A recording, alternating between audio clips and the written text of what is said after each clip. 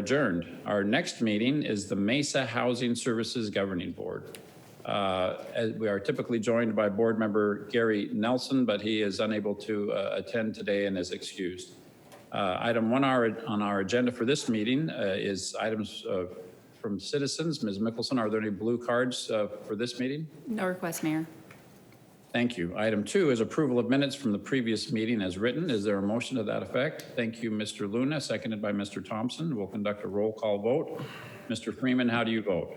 Aye. Thank you. Mr. Whitaker? Thank you. Mr. Heredia? Aye. Thank you. Ms. Duff? Aye. Thank you, Mr. Luna. Aye. Thank you, Mr. Thompson. Aye. I vote aye. Thank you. I vote aye as well. So that motion passes unanimously. Item 3A is to hear a presentation and provide direction on updates on the city's housing choice voucher programs, including utilization, funding, and expenditures. I know we have a presentation today. I believe Mary and Rosario are present. Is that correct? Yes. Good morning, Chair and board members. I'm Mary Brandon, the Community Services Deputy Director, and with me today is Rosario Beltran Joshi, our housing coordinator. We're happy to be here with you today. Our agenda today is we would like to share with you our quarterly update on our voucher programs and ask for support for additional 9 mainstream vouchers that were allocated to the City of Mesa Housing. On May 18th, we received a letter from HUD that the Mesa Housing Authority had been awarded additional 9 mainstream vouchers, which is a total amount of $63,645 annually. This is really uncommon. We received these vouchers without applying for them. The CARES Act directed HUD to proportionally allocate additional mainstream vouchers to housing authorities that received mainstream vouchers in 2018 and 19. And at that time, we received 28. So with the calculation, we received additional 9 vouchers, which puts us a total of 137 mainstream vouchers.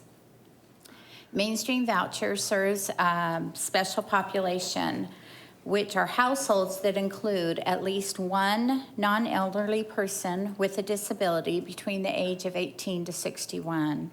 So today we're coming to you to just make sure that we have your support to accept these additional 9 vouchers. And if you do support us on this, we will be going to council on July 8th with a resolution for your approval for the city manager to accept and spend these funds that are awarded to the Mesa Housing Authority. Thank you, Mary. Council, any questions on this item? Okay, no. Mary, I see none. So this is good news.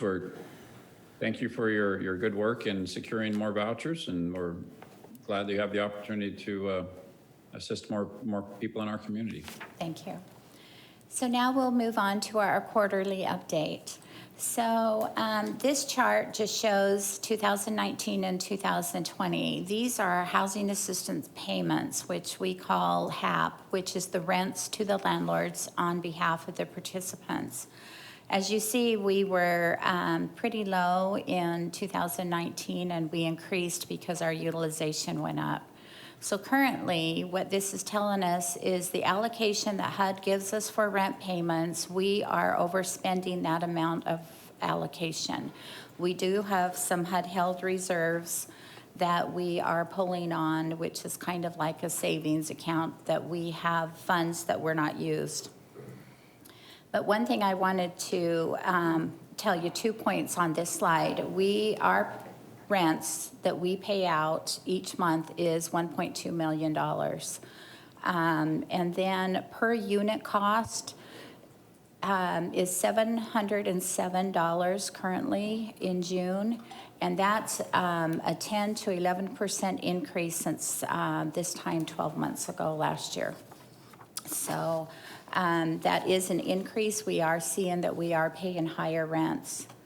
Our utilization, last year we were pretty low. In 2019, we worked hard to get those numbers back up because, again, We want to be as close to 100% as we can on our utilization because that is how they calculate our admin fee, which is the money that helps run our programs.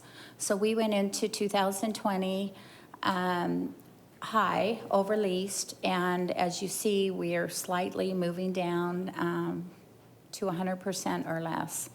But this is the slide that I really want to share with you. The red indicates our utilization. Now, this is only for 2020. You can see that we are slightly going down, but the green represents the HAP, the rents that we're paying to landlords. As you see, that continually increases. And so with the utilization going down and the rents going up, that's a concern. It's that balance that we have to do with our program. Two reasons why we believe why our rent payments are going up. Number one, the market rents continually to increase. We continually receive rent increase requests from landlords, and they are reasonable rent through, we have to do a rent reasonable through that area to make sure that rent is reasonable, and we are finding that majority of them are rent reasonable. The second reason is due to COVID, participants are either losing income, whether they've lost a job or their hours have been reduced. So now we are paying higher rents in their behalf because of that.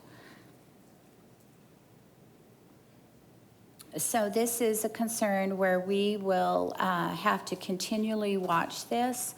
Because we're having to ask for some of our HUD-held reserves money, we are most likely going to be in a shortfall for our HAP money.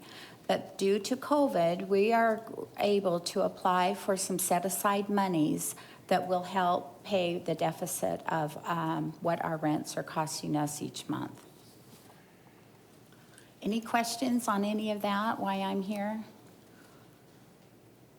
Council, any questions for Mary? Mr. Whitaker. Good morning, Mary. I have a question. I'm actually in the agenda and I can't, it's too small for me to see these charts on our Zoom meeting side. And I'm in the agenda details and I can't find this chart. I don't know if maybe I'm on the wrong slide or I'm missing something. Is this attachment? Yes. On?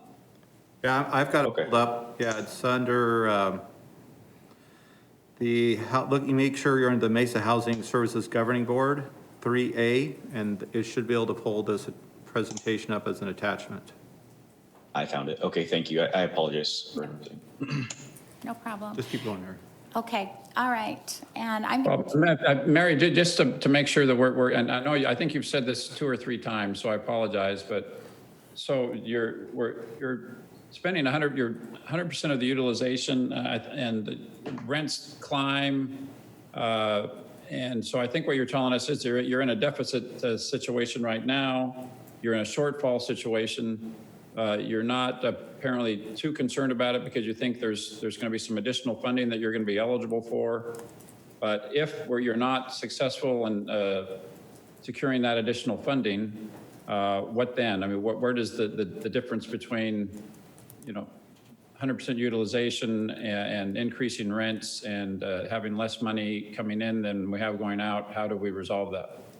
So Chair and Board Member, what will happen here is we are not issuing any vouchers currently to, so as our, I just went blank. As our attrition lowers and we lose people from the program and our utilization lowers, we will not issue any vouchers from the waiting list. We will let the attrition work. We don't want to terminate anyone's assistance, and that's what HUD does not want us to do. So we're working with them. So I feel comfortable and confident that this won't be an issue. Okay, great, thank you. So I'm going to have Rosario talk to you about a couple updates that we have on our programs. Good morning, Chair and members of the Housing Governing Board.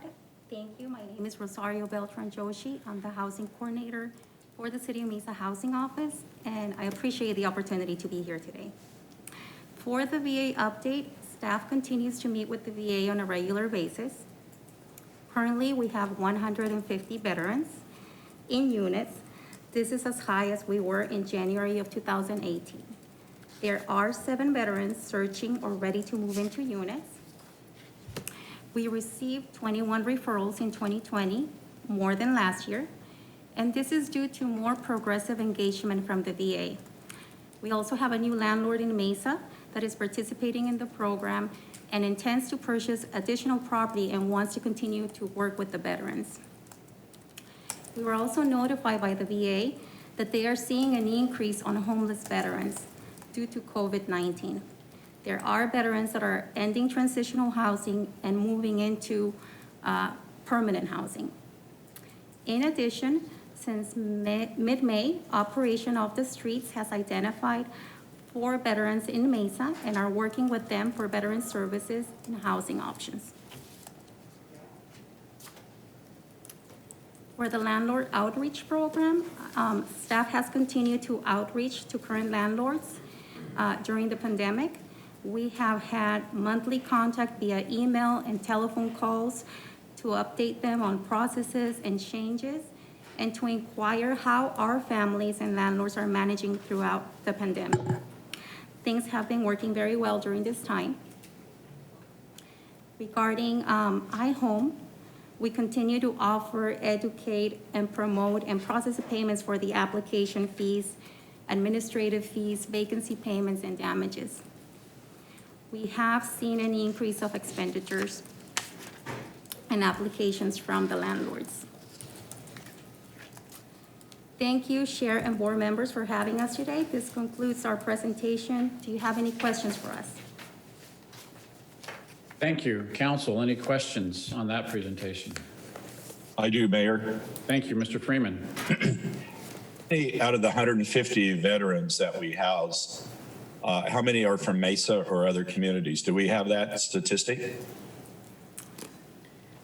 Are you saying all of them live in Mesa and they are referred from the Community Resource Center and the VA, which I'm not sure if they were identified living in Mesa at that time or just were sent to Mesa because we have available vouchers?